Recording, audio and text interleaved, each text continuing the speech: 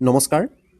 বৰ্তমান যুগত মাটিৰ দাম সোণতকৈও বেছি হ'ল আৰু আপোনালোকে কেতিয়াবা মাটি বেচিব বা কিনিব লগা হয় আৰু আপোনালোকে যদি এই মাটিৰ হিচাপ কৰিব নাজানে তেন্তে সততে ঠগ খোৱাৰ সম্ভাৱনা বেছি হয়। গতিকে আপুনিও শিকি ল'ব পাৰে মাটিৰ হিচাপ কেনেকৈ কৰে। খুব সহজে মই এই ভিডিঅ'টোত আপোনালোকৰ বাবে আগবঢ়াই দিছোঁ। চাওঁচোন আহক মাটিৰ হিচাপনো কেনেকৈ কৰে। আপোনালোকে যিকোনো এটুকুৰা মাটিৰ আকৃতি জোখ মাখ কৰিবলৈ কিমান ইয়াত বিঘা আছে বা কিমান কঠা কিমান লেচা আছে উলিয়াবৰ বাবে আপোনালোকে প্ৰথমতে জানিব লাগিব এক লেচা মাটিত কিমান থাকে, এক কঠা মাটিনো কি হয় বা এক বিঘা মাটিনো কি হয়। তেন্তে ব'লকচোন চাওঁ এইকেইটাৰ বিষয়ে। এতিয়া চাওঁচোন আহক এক লোচা মাটিতনো কিমান হয়। এক লেচা মানে হৈছে 12 ফুট আৰু 12 ফুট। মানে ধৰি লওক আপোনাৰ এটুকুৰা মাটি আছে, তাৰ আকৃতিটো ধৰি লওক এনেকুৱা ধৰণৰ। এতিয়া এই মাটি টুকুৰাৰ ধৰি লওক দীঘেও 12 ফুট আছে, পথালিও 12 ফুট আছে। গতিকে এই মাটি টুকুৰাত আপোনালোকৰ মুঠ থাকিব 144 বৰ্গ ফুট আৰু এই 44 বৰ্গ ফুটকেই আমি এক লেচা বুলি কওঁ। সততে ব্যৱহাৰ হৈ থকা আমাৰ গাঁৱে ভূঞে হৈছে এটা নল।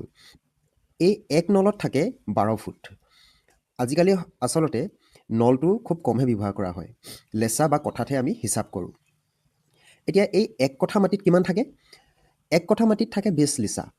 যিহেতু এক কঠাত 20 লেচা থাকে আৰু সেই 20 লেচাক যদি আমি 144ৰে পূৰণ কৰি দিওঁ তেতিয়া ই বৰ্গফুটলৈ গুচি যাব। অৰ্থাৎ 144 আৰু যদি আমি 20 পূৰণ কৰোঁ তেতিয়া আমি পাম 2880 বৰ্গফুট।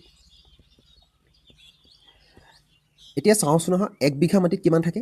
এক বিঘা মাটিত থাকে 5 কঠা। এতিয়া এই 5 কঠাটোক আমি যদি বৰ্গফুটলৈ নিব লাগে কি কৰিব লাগিব? 5টোক আমি 2880ৰে পূৰণ কৰি দিব লাগিব।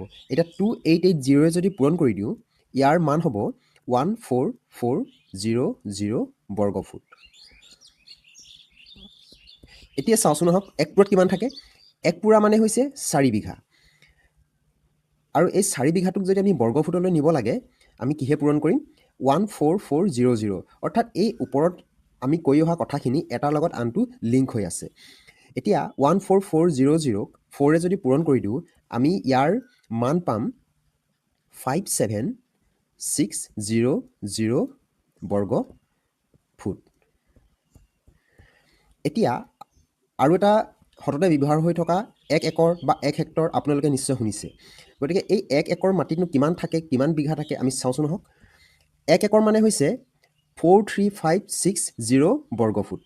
এতিয়া ইয়াক যদি আমি 14400ৰে হৰণ কৰি দিওঁ ই বিঘালৈ পৰিৱৰ্তন হৈ যাব। অৰ্থাৎ আমি বিঘাত ইয়াৰ মান পাম 3.025 বিঘা। অৰ্থাৎ 3 বিঘাকৈ অলপমান বেছি হ'ব।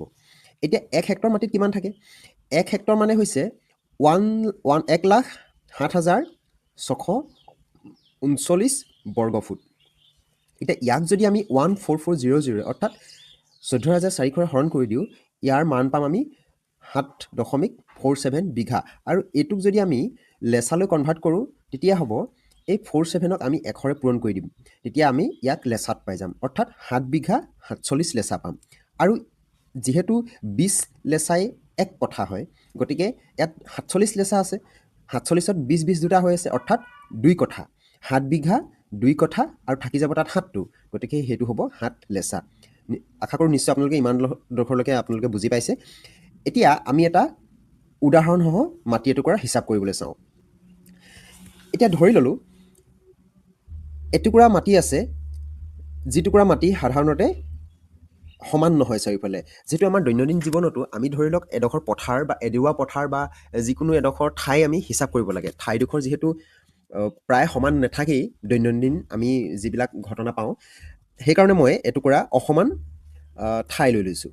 এতিয়া এই ঠাইডোখৰ এফালে আছে 60 ফুট দৈৰ্ঘ্য, আনফালে আছে 70 ফুট, এফালে আছে 50 ফুট আৰু এফালে আছে 60 ফুট। এতিয়া ইয়াত আমি প্ৰথমতে কালি উলিয়াব লাগিব। যিহেতু আমি জানো যে যিকোনো এটা আয়তকাৰ ক্ষেত্ৰফলৰ ধৰি লওক আপোনালোকে অকণমান বেকা বেকি মাটি এডোখৰ কালি যদি উলিয়াব লাগে আমি সদায় দিশ আৰু প্ৰস্থ পূৰণ কৰি লওঁ। এতিয়া তাৰ কাৰণে আমাক প্ৰয়োজন হ'ব দিশটো টোটেল কিমান হয় আৰু প্ৰস্থটো কিমান হয়। যিহেতু মাটি টুকুৰা সমান নহয় তাৰ কাৰণে আমি প্ৰথমতে দিশটো মুঠ হিচাপ কৰি উলিয়াই ল'ম আৰু তাৰ মানটো পালোঁ আমি 130, যিহেতু এফালে 60 আছে এফালে 70 আছে, দুইটা যোগ কৰিলে আমি 130 ফুট পাম।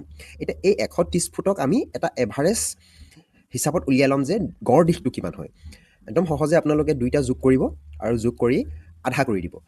যিহেতু আধা কৰি দিলোঁ, 2য়ে হৰণ কৰি তাক আমি এভাৰেজ দৈৰ্ঘ্যটো পালোঁ 65 ফুট। এতিয়া আমি ইয়াৰ প্ৰস্থটো কিমান হয় চাওঁচোন নহওক। 50 আৰু 60 যোগ কৰি দিম আৰু তাক আধা কৰি দিম, মানে 50 আৰু 60 যোগ কৰিলে পাম আমি 110 আৰু তাক যদি আধা কৰি দিওঁ তেতিয়া পাম আমি 55 ফুট। অৰ্থাৎ গড় দিশটো পালোঁ আমি 65 আৰু প্ৰস্থটো পালোঁ 55 ফুট। এতিয়া ইয়াৰ আমি ক্ষেত্ৰফল উলিয়াব পাৰিম। যিহেতু ক্ষেত্ৰফলৰ সূত্ৰটো হৈছে দিশ পূৰণ প্ৰস্থ, আৰু ইয়াত আমি 110 আৰু 65 আৰু 55 পাই থৈছোঁ, এই দুটাক আমি পূৰণ কৰি দিম। এতিয়া পূৰণ কৰি দিয়াৰ পাছত আমি 65 আৰু 55 পূৰণ কৰিলে পাম 3575 বৰ্গ ফুট। এতিয়া ইয়াক আমি লেচালৈ নিব লাগে। আমি প্ৰথমতে শিকিছিলোঁ যে এক লেচাত থাকে 144, 1 লেচা মানে হৈছে 144 বৰ্গ ফুট। গতিকে লেচালৈ নিবলৈ হ'লে 144 হৰণ কৰিব লাগিব, যিমান বৰ্গ ফুট ওলায় আমাৰ। গতিকে 144 হৰণ কৰিলে আমি মানটো পাম 24.82 লেচা মাটি। আৰু ইয়াক যদি আমি কথাত হিচাপ কৰিব লাগে, ধৰি লওক এই যিটো আমাৰ মাটি টুকুৰা ওলালে তাক যদি কথাত হিচাপ কৰিব লাগে, তেতিয়া আমি কথাত হিচাপ কৰিবলৈ হ'লে 2880 অৰ্থাৎ 2880 হৰণ কৰি দিব লাগিব। আৰু যদি 2880 হৰণ কৰি দিওঁ, আপোনালোকে যেনেকুৱা ধৰণৰ মাটি নহওক লাগে, আপোনালোকে প্ৰথমতে কালি উলিয়াই ল'ব, কালিটোক আপোনালোকে এই সংখ্যাটোৱে হৰণ কৰি দিব। এইটোৰ সংখ্যা আপোনালোকে মনত ৰাখি ল'ব যে 2880, তেতিয়া আমি ইয়াক কথালৈ আমি কনভাৰ্ট কৰি দিব পাৰিম। অৰ্থাৎ মুঠ কালিটোক আমি 2880 হৰণ কৰি দিলোঁ আৰু আমি মানটো পালোঁ 1.24 কঠা, অৰ্থাৎ 1.24 কঠা। ঠিক আছে, আপোনালোকে নিশ্চয় বুজি পালে ইমানখিনিলৈকে। যদি বুজি পাইছে, কিবা এটা যদি নতুন শিকিছে, তেন্তে আপোনালোকে ফ'ল' কৰি ল'ব পেজটো, আৰু এনেকুৱা ধৰণৰ ভিডিঅ' পাই থাকিবৰ কাৰণে লাইক, শ্বেয়াৰ আৰু কমেণ্ট কৰিব। Thank U.